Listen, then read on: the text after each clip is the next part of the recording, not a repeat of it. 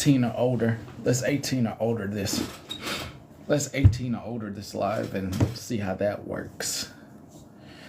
So since this is a adult topic, so it should be 18 or older.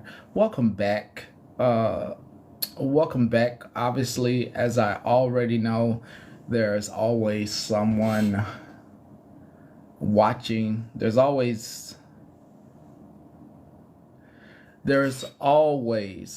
someone that does not like anything that is done here watching.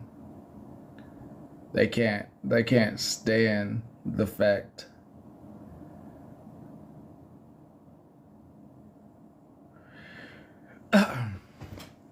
I won't let the abundance of good that we do here be forecast by 1 or a million people who do not want you to get any tools added to your toolbox.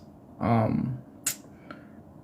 have to continue to make sure you get tools in your toolbox, and that will help you even if you aren't in this situation. I truly believe that grief is something that people go through, be it through sickness or through health needs. And I think that it is more or through mental trauma. I think it is better to add tools to your toolbox today. What we're listening to, it's okay that you're not okay. I promise myself that I today am not going to be taking any unnecessary left turns. So whatever drama's going on, I particularly feel like it's not for me today. If you're looking for some type of drama, there is plenty of drama going on this app. There's plenty of drama going on this app. I'm only here for about 5 to 10 more minutes. So we're going to listen a little bit more, and then I got a couple of things I'll cover, and then I'm getting up out of here. There's plenty of drama going on. Yeah, there's UK drama as well. So there is plenty of drama going on. You don't have to stay here. You don't have to be here at all. There's a lot of drama going on. Transformed into something useful. Things happen that do not have a silver lining. We have to start telling the truth about this kind of pain, about grief, about love, about loss. Because the truth is, in one way or another, loving each other means losing each other. Being alive in such a fleeting, tenuous world is hard. Our hearts get broken in ways that can't be fixed. There is pain that becomes an immovable part of our lives. We need to know how to endure that, how to care for ourselves inside that, how to care for one another. We need to know how to live here, where life as we know it can change forever, at any time. We need to start talking about that reality of life, which is also the reality of love. Survival. If you found yourself here, in this life you didn't ask for, in this life you didn't see coming, I'm sorry. I can't tell you it will all work out in the end. I can't tell you that things will be just fine. You're not okay. You might not ever be okay. Whatever grief you're carrying, it's important to acknowledge how bad this is, how hard. It really is horrendous, horrifying, and unsurvivable. This book is not about fixing you or fixing your grief. It's not about making you better or getting you back to normal. This book is about how you live inside your loss, how you carry what can't be fixed, how you survive. And even though that thought that you can survive something as horrifying as this is unsettling and horrifying in its own right, The truth is, you will most likely survive. Your survival in this life post-loss won't follow steps. This life post-loss won't follow steps or stages or align with anyone else's vision of what life might be for you. Survival won't be found. It can't be found in easy answers or in putting your lost life behind you, pretending you didn't really want it anyway. In order to survive, to find the life that feels authentic and true to you, we have to start with telling the truth. This really is as bad as you think. Everything really is as wrong and as bizarre as you know it to be. When we start there, we can begin to talk about living with grief, living inside the love that remains. How to use this book. Reporter's hot today. It's Okay That You're Not Okay is divided into 4 parts: the reality of loss, what to do with your grief, friends and family, and the way forward. Throughout this book, you'll find excerpts from students in my Writing Your Grief courses. Their words, often even more so than my own, illustrate the challenging and multifaceted aspects of grief lived openly and honestly. While the book progresses in a somewhat linear fashion, jump around however you see fit. So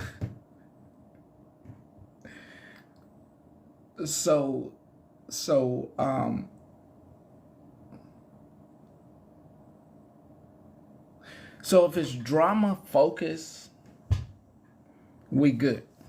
This is weird because I really don't want to focus on the drama. I really don't care for anyone that's, if your entertainment is screaming, don't say it. Just exit out.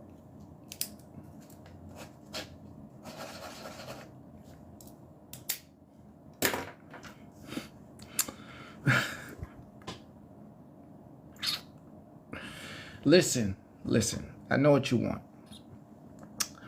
But for the people at the window, I have listened to this and read this book myself, and I get it. You like drama. You want to forget about what you have going on in life. You just want to use your anger and your sadness as a tool to weaponize against other people. I get it. You haven't did any inner work on yourself. I get it. Your life, your relationship, all the things you dislike about the person that you're with, all the things that you dislike about the person that you lost or miss about the person that you lost is things that you just don't want to deal with. And you don't. It is on Amazon. It's okay that you're not okay. And that's fine. But why do you gotta come over here though? Like there are a million people live right now. Some of them want your money. Some of them need your attention. Inside the live and outside of it. Why you gotta come over here and bother people? Like, you're not even getting an honorable mention today. Like I believe drama and grief go hand in hand at this point. I really do. As with grief, there's no right way to explore this. Especially in early grief, there's only so much you can absorb. Even if you had a deep attention span before your loss, grief has a way of shortening that considerably. Take things in manageable chunks. I discuss more on how grief affects your brain and your body in part 2. The first part of the book is about the culture of grief and how we come to pain like yours. It dives into the historical roots of emotional literacy, of our deep aversion to facing the realities of pain. It's the wide view of grief, the view of what grief and love looks like when seen through a much longer lens. But if your world has just imploded, why should you care about the wider view? Why should you spend any time at all reflecting on how emotionally illiterate this world is? I agree. Well, that's true. Cultural understandings of grief don't really matter in the early days. What does matter is knowing that you aren't alone in feeling like the world at large has failed you. Discussions of the way we deal with grief in this culture can help you feel less alone. They can validate the crazy dissonance between your reality and the reality others foist on you. That difference between what the outside world believes and what you know to be true can be one of the hardest aspects of grief. This is the reason I remember my own early days after my partner drowned. Shoving myself out into the world, frazzled hair, sunken cheeks, mismatched clothes, looking for all the world like a homeless woman, babbling on to myself, trying to keep moving, doing what was reasonable, expected, ordinary. Monster. Groceries, dog walks, meeting friends for lunch, nodding back at people who told me everything was going to be okay, holding my tongue, being polite, when therapist after therapist told me I had to progress through the stages of grief more quickly. All the while, beside me, inside me, was the howling, shrieking, screaming mass of pain, watching this normal and ordinary person being reasonable, polite, as though anything was okay, as though what I was living was not that bad, as though horror could be managed through acceptable behavior. I could see the fault lines running through everything, knowing that all these reasonable people talking to me about stages of grief, about pushing myself through the pain to some exalted vision of getting better, all the books that pointed towards getting out of pain by simply rising above it somehow. I knew it was crap. But saying so only got me labeled as resistant. What I would have given to see my reality reflected back to me. Grief support is kind of like the emperor's new clothes of the relational world. Those in pain know that what passes for support is truly nothing at all, while well-intentioned support people continue to spout off empty encouragement and worn-out platitudes, knowing in their hearts that those words don't help anything. We all know this, yet no one says anything. How irrelevant it is to talk about grief as though it were an intellectual exercise, something you can simply use your mind to rise above. The intelligence that arranges words and dictates stages or steps or reasonable behavior is on a wholly different plane than the heart that is newly smashed open. Grief is visceral, not reasonable. The howling at the center of grief is raw and real. It's love in its most wild form. The first part of this book explores our cultural and historical reluctance to feel that wildness. While it won't change anything inside your loss, hearing your personal experience set against the wider broken culture can help shift things somehow. The second part of this book is what you can actually do inside your grief, not to make it better, but to help you withstand the life that you are called to live. Just because you can't fix grief doesn't mean there's nothing you can do inside it. When we shift the focus from fixing your pain to simply tending to it, a whole world of support opens up. Validation and frank discussion of the realities of grief makes things different, even when it can't make things right. Part 2 explores some of the most common and least discussed aspects of grief, including the mental and physical changes that come with intense loss. There are exercises to help you manage unnecessary or unavoidable stress, improve your sleep, decrease anxiety, deal with intrusive or repetitive images related to your loss, and find tiny windows of calm where things aren't all better, but they are somewhat easier to carry. In Part 3, we explore the often frustrating and occasionally amazing support from friends, family, and acquaintances surrounding you. How is it possible that otherwise intelligent, insightful people have no idea how to truly support you inside your loss? Right. While we can't fault those with, quote, good intentions, it's simply not enough to say that they mean well. How do you help those who want to help you? Grief. My hope is that you'll use the third part of this book to do just that. Hand it over to those who truly want to be of help, and let this book guide the way. There are checklists, suggestions, and first-person essays to help your support teams be more skilled in how they come to your pain. And just as important, Part 3 helps you figure out who simply can't be there for you. Right. And how to cut them out of your life with at least some skill and grace. Right. The last part of this book looks at ways we move forward after devastating loss.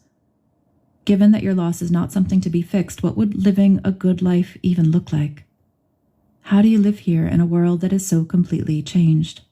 Right. It's a complex and complicated process, carrying love with you, moving forward as opposed to moving on.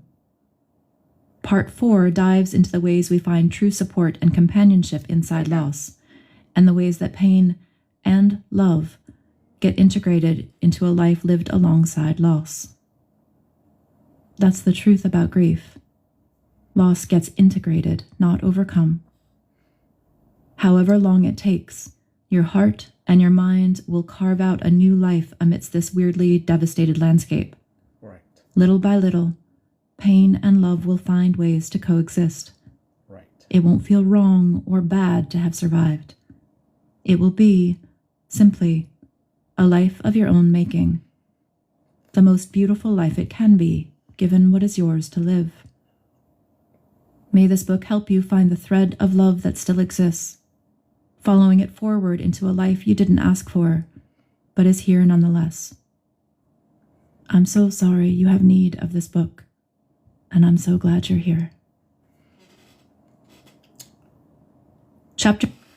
I don't know if I'm going to continue on with more of It's Okay That You're Not Okay. If you want more of it, just let me know. And we can have weekly listening sessions until it's done. I wrote myself a note. Don't be petty, even if I can and want to be petty. In this very moment, I had to write myself that little note. Just not to. Every bad thing that has happened to you or is happening to you sucks. And there's nothing I can do to change your whole situation. That is a life-changing perspective that you are going to have on your own. Does it suck? Yes, it sucks. Does it feel bad? Yes, it does feel bad. And I cannot change your opinion on everything that has happened to you throughout your life or that is happening to you right now in your life. Everything, including real medical conditions, including the loss of life, including not being able to pay your rent or having to choose if you're going to feed your child or feed yourself. Those are all real things and they all suck. No one knows that how much food you have in your house as you come on to the internet to make it all disappear for a moment. The reality is that we have to live in those moments, and nobody else lives in those moments but you. Dealing with taking care of someone that can't take care of themselves. Dealing with taking care of older people and young people can't take care of themselves. People who are in their mid-20s and 30s who cannot take care of themselves, but they depend on you. Having to deal with your pets. Having to deal with your significant other who may not know everything as you try to stifle your own burden or what you feel as a burden, not onto them because you feel like you already are, but no one knows that you feel that way. Your mental health matters, and everything that you're going through is very important. I cannot tell you how to grieve, nor can I tell you that you shouldn't. Economically, what everyone is going through is bad. What is true is that your pain can't be taken away, and I just want to provide a tool that some people are making it very difficult because they don't like anything that we do here. So what I will say is that as I'm about to get off here, The name of the book is It's Okay That You're Not Okay. You can get the audio book, and I hope that you listen to it while you're walking. If you don't go to the gym, listen to it while you're going to the gym. Listen to it in your car while you're driving. If you don't have a car, listen to it while you're riding on the bus. If you don't have a bus pass or money to get a bus pass and you just have your phone, get it and listen to it and see if you can find something in it that would allow you to do the work that you need to on yourself. Hurt people do hurt people, and whatever pain we're dealing with, sometimes we lash out onto others with it. If you do not find anything that is helpful in this, I have a million other audiobooks and books that I truly think could help you. Please don't be afraid to reach out and let me know that that was not helpful, and I can pull out the next tool for you. All right.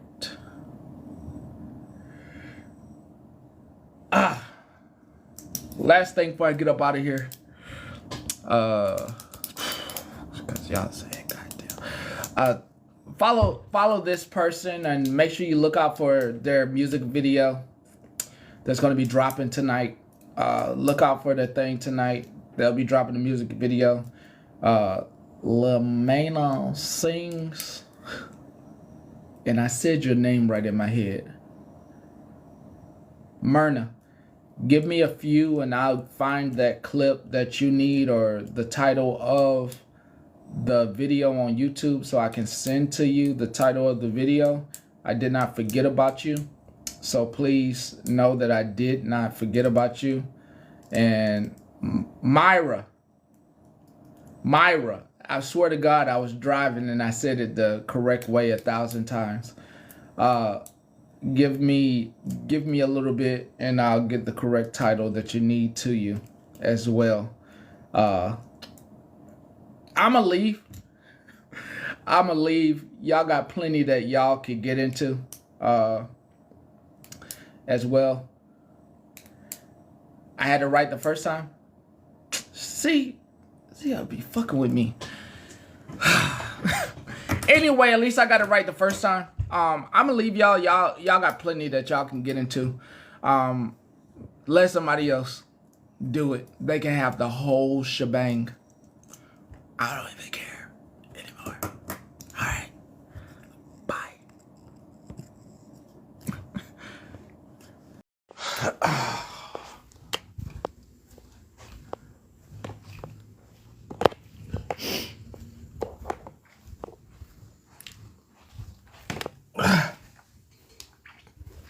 Shit. Oh, God, I get old. Some shit. Boy, God. Hey. My goddamn nose, boy. I'm gonna be a bad grandpa one day. Oh, God.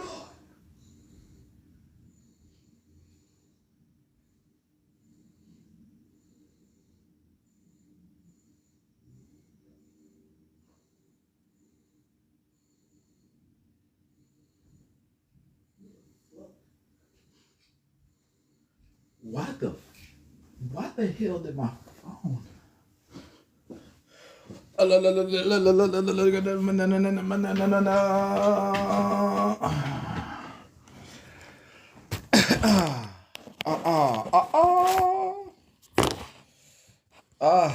God. May he bless you all with plenty of everything.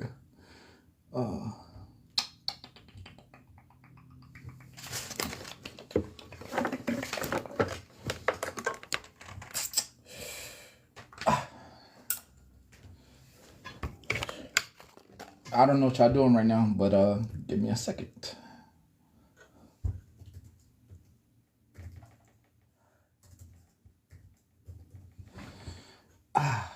Yeah. that one I do. I am the stone that the builder refused. I am the visual, the inspiration that made ladies sing the blues. I'm the spark that makes your idea bright. The same spark that lights the dark so that you can know your left from your right. I am the ballad in your box, the bullet in the gun, the inner glow that let you know to call your brother son. The story that just begun, the promise of what's to come. And I'ma remain a soldier till the war is won.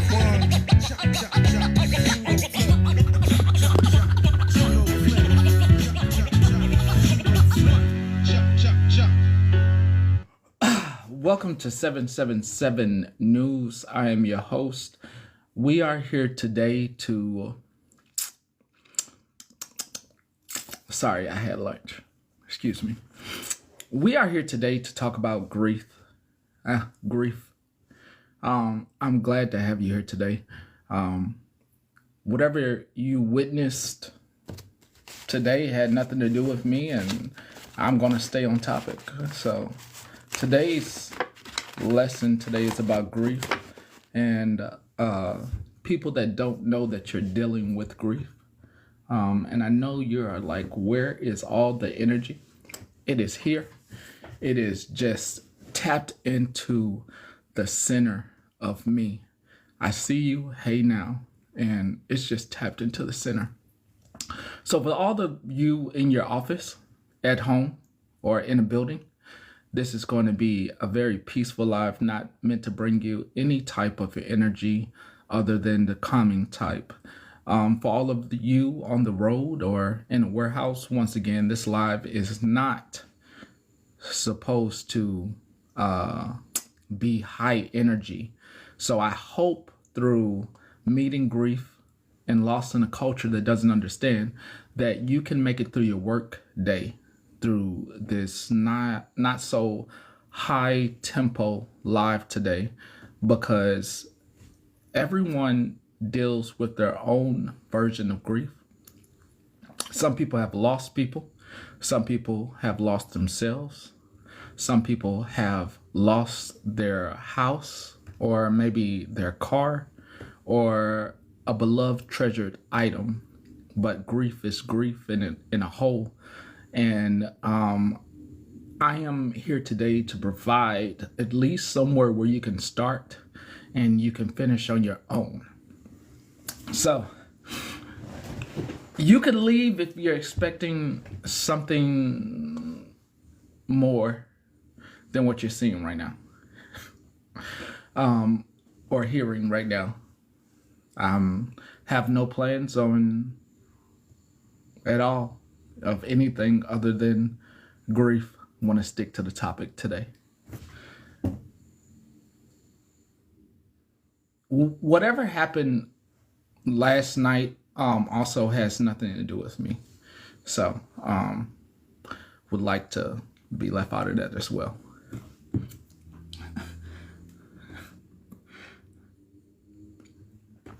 This is Audible. We're gonna step.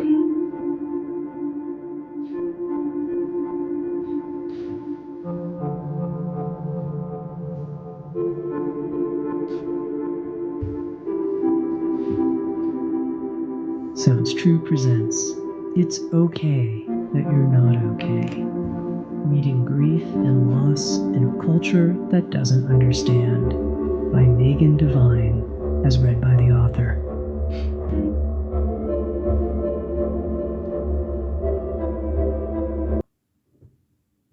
The way we deal with grief in our culture is broken. I thought I knew quite a bit about grief. I'd been a psychotherapist in private practice for nearly a decade. I'd worked with hundreds of people, from those wrestling with substance addiction and patterns of homelessness, to private practice clients facing decades-old abuse, trauma, and grief. I'd worked in sexual violence education and advocacy, helping people navigate some of the most horrific experiences of their lives.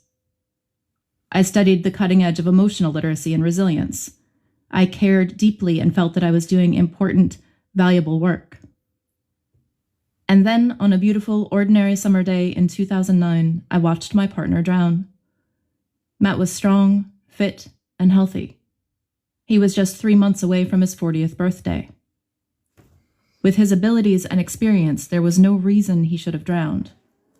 It was random, unexpected, and it tore my world apart. After Matt died, I wanted to call every one of my clients and apologize for my ignorance. Though I'd been skilled in deep emotional work, Matt's death revealed an entirely different world. None of what I knew applied to loss of that magnitude. With all of my experience and training, if anyone should have been prepared to deal with that kind of loss, it should have been me. But nothing could have prepared me for that. None of what I'd learned mattered. And I wasn't alone.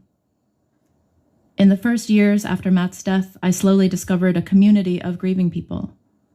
Writers, activists, professors, social workers, and scientists in our professional worlds, our small band of young widows and parents grieving the loss of young children, came together in our shared experience of pain.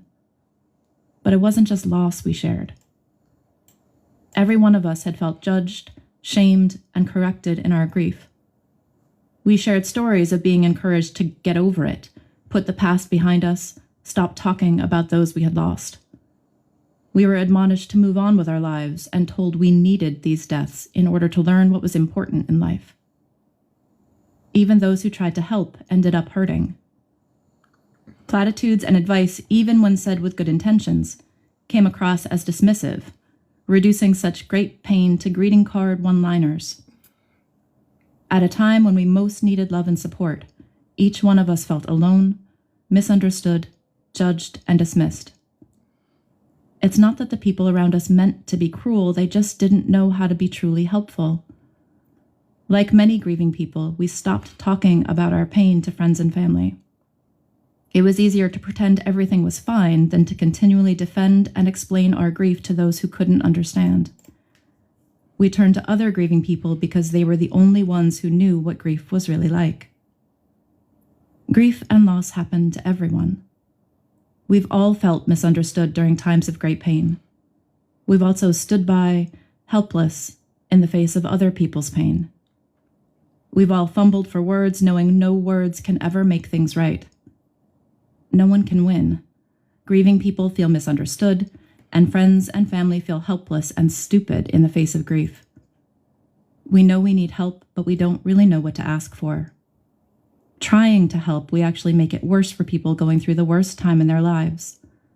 Our best intentions come out garbled. It's not our fault. We all want to feel loved and supported in our times of grief, and we all want to help those we love.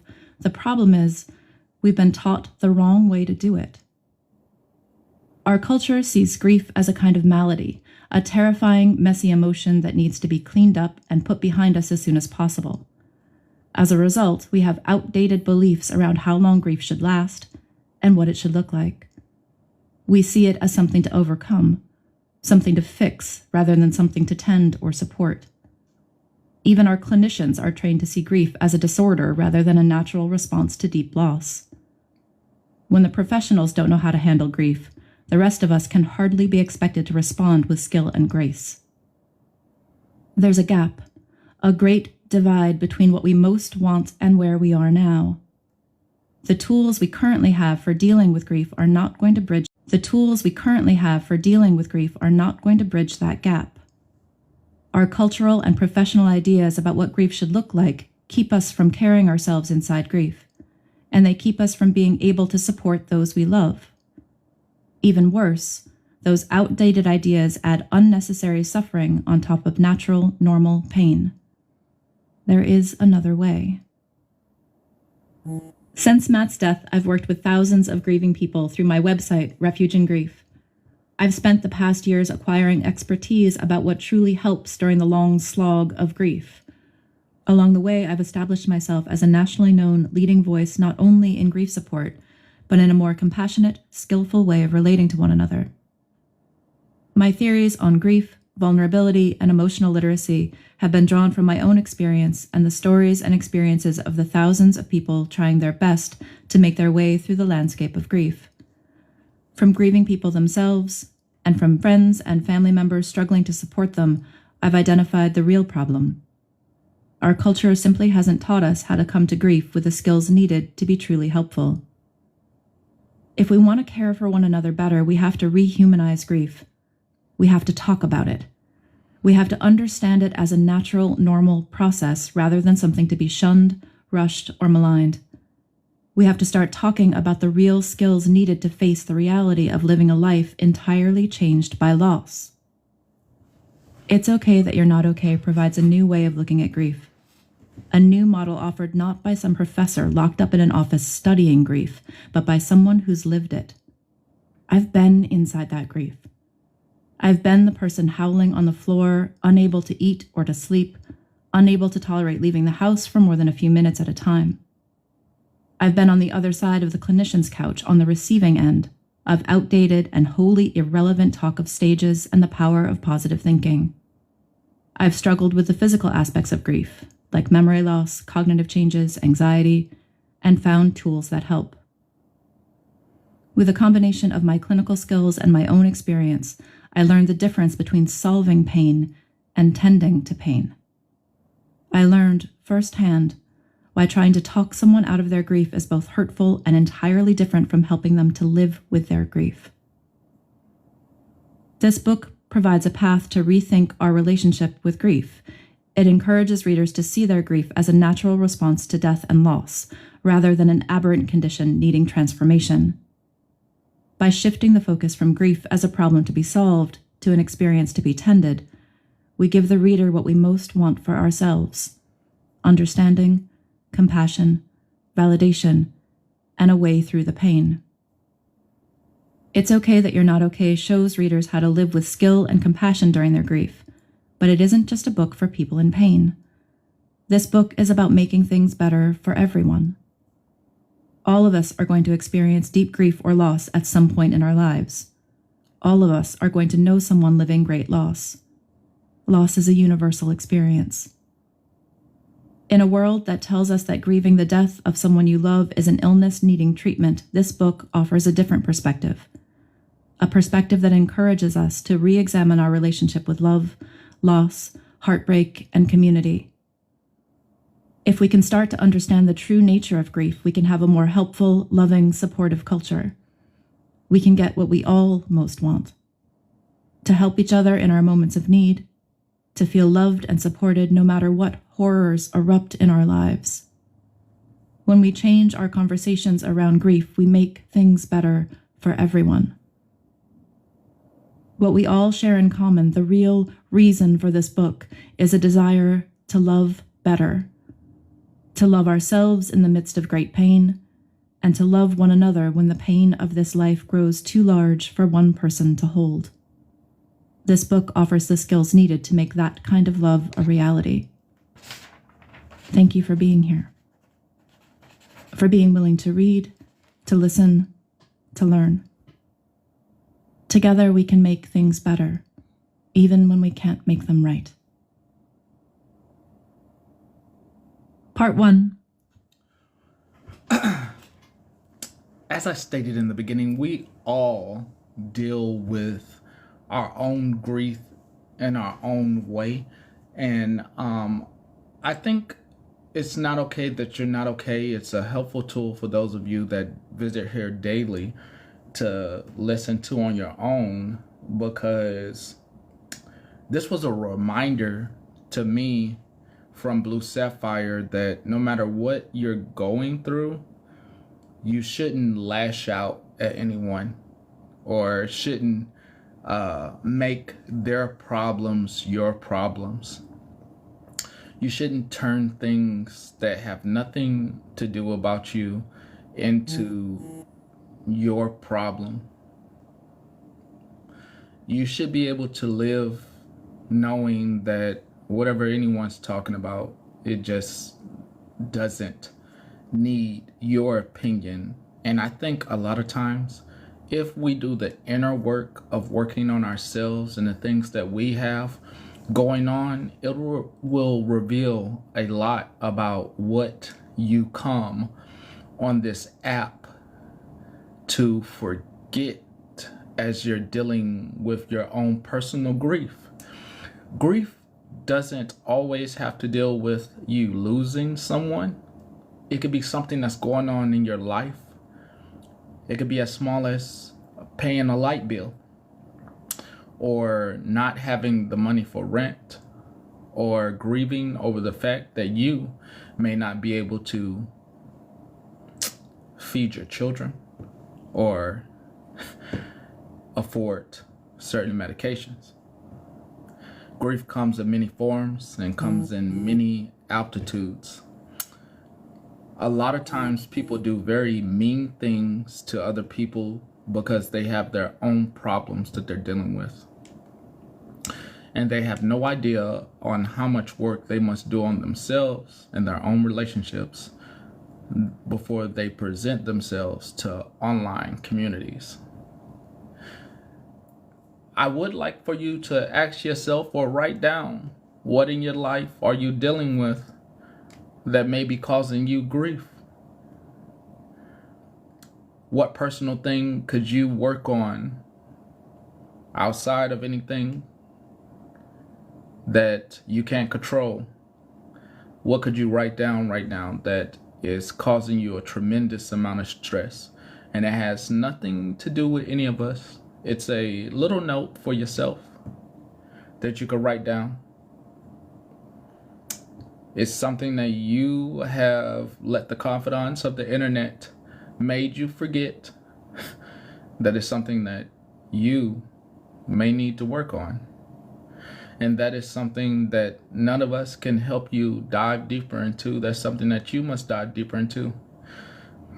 I am not a licensed therapist or a counselor. I am just helping provide tools that may help you with something that has been hampering you throughout this lifetime, that you are trying to use this internet to suffocate.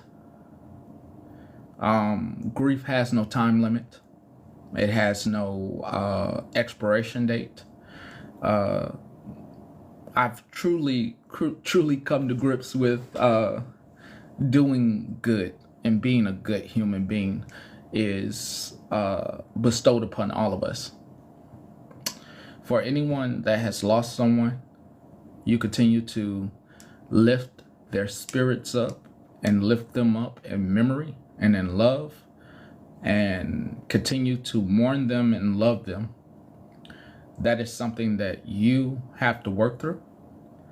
And that's not something I could tell you that's going to go away. So we'll continue, but I don't plan on being here all day. This is all just as crazy as you think it is. Chapter 1. The Reality of Loss. Here's what I most want you to know. This really is as bad as you think. No matter what anyone else says, this sucks. What has happened cannot be made right. What is lost cannot be restored. There is no beauty here inside this central fact. Acknowledgement is everything. You're in pain, and it can't be made better. The reality of grief is far different from what others see from the outside. There's pain in this world that you can't be cheered out of. You don't need solutions. You don't need to move on from your grief. You need someone to see your grief, to acknowledge it.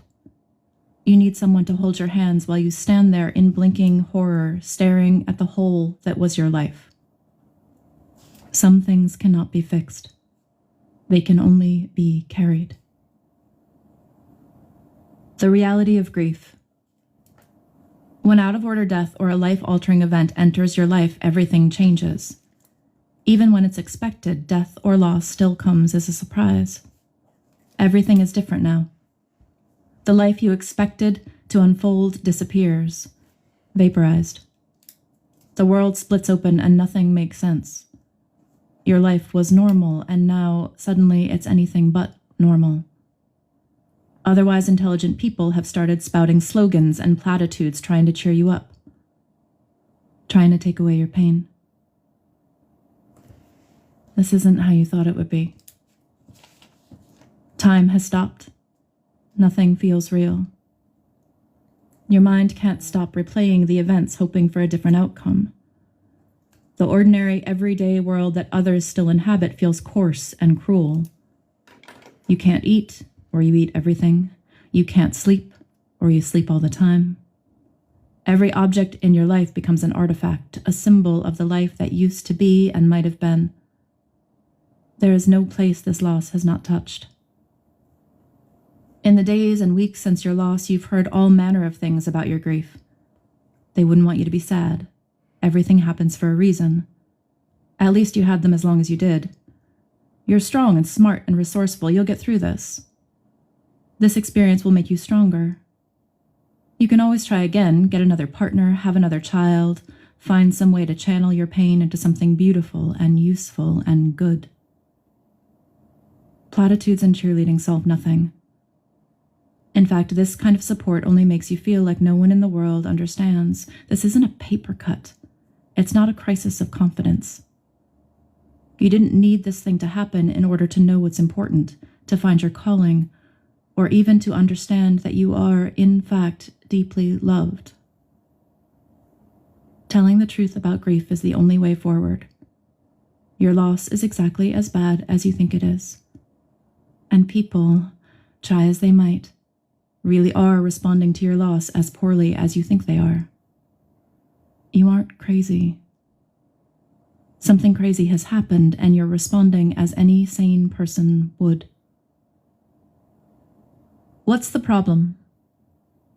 Most of what passes for grief support these days is less than useful. Because we don't talk about loss, most people, and many professionals, think of grief and loss as aberrations, detours from a normal, happy life. We believe that the goal of grief support, personal or professional, is to get out of grief, to stop feeling pain. Grief is something to get through as quickly as possible, an unfortunate but fleeting experience that is best sorted and put behind you. It's that faulty belief that leaves so many grieving people feeling alone and abandoned on top of their grief. There's so much correction and judgment inside grief, many people feel it's just easier to not talk about what hurts. Because we don't talk about the reality of loss, many grieving people think that what's happening to them is strange or weird or wrong. There's nothing wrong with grief.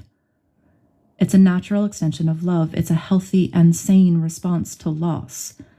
That grief feels bad doesn't make it bad. That you feel crazy doesn't mean you are crazy. Grief is part of love. Love for life, love for self, love for others. What you're living, as painful as it is love. And love is really hard. It's excruciating at times. If you're going to feel this experience as part of love, we need to start talking about it in real terms, not as pathology, and not with some false hope of everything working out all right in the end. Grief beyond normal grief. Everyday life carries losses and grief. There's immense work to be done in our culture around giving everyone a voice, around validating and honoring all the pain we carry in our hearts, all the loss we encounter. But this book isn't about those daily losses. There are wounds in this life that hurt immensely, that can be eventually overcome. Through self-work and hard work, many difficulties can be transformed. There really is gold to be found, as the Jungians say, at the bottom of all the heavy work of life. But this isn't one of those times. This isn't a hard day at work. This isn't simply not getting something you deeply, truly wanted. This is not losing something beautiful just so something more right for you can come along. The work of transformation does not apply here. There are losses that rearrange the world, deaths that change the way you see everything, grief that tears everything down, pain that transports you to an entirely different universe, even while everyone else thinks nothing has really changed. When I talk about loss, when I talk about grief, I'm talking about things beyond what we consider the natural order of things. I'm talking about accidents and illnesses, natural disasters, man-made disasters, violent crimes, and suicides. I'm talking about the random, atypical, unusual losses that seem more and more common as I do this work. I'm talking about the underground losses, the pain no one wants to talk about, or more, no one wants to hear about. The baby who died days before his birth with no known cause. The athletic, driven young man who dove into a pond and came out paralyzed. The young wife who saw her husband shot It's okay that you're not okay, Mega Divine. in a random carjacking. The partner swept away by a rogue wave, the vibrant, healthy woman whose stage 4 cancer was discovered during a routine checkup, leaving a husband, young son, and countless friends within a few months of hearing the news. The 20-year-old kid struck by a bus while working a humanitarian mission in South America. The family vacationing in Indonesia as the tsunami hit. The community reeling after a hate crime that claimed their friends and families. The young child taken down by a mutation in her bones. The brother, alive and well at breakfast, dead by lunch. The friend whose struggles you didn't realize until they were found dead by their own hand. Maybe you've come here because someone is dead. I'm here because someone is dead.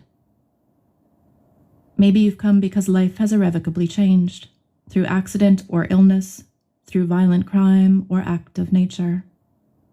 How random and fragile life can be.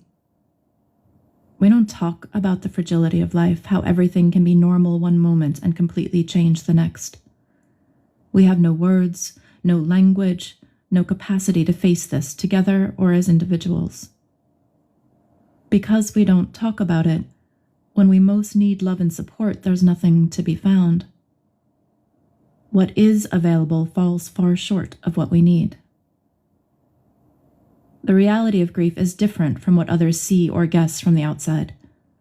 Platitudes and pat explanations will not work here. There is not a reason for everything. Not every loss can be... Well, they don't want y'all to hear this. Hold on. Yeah. Yeah, I'll come back for like 5 minutes.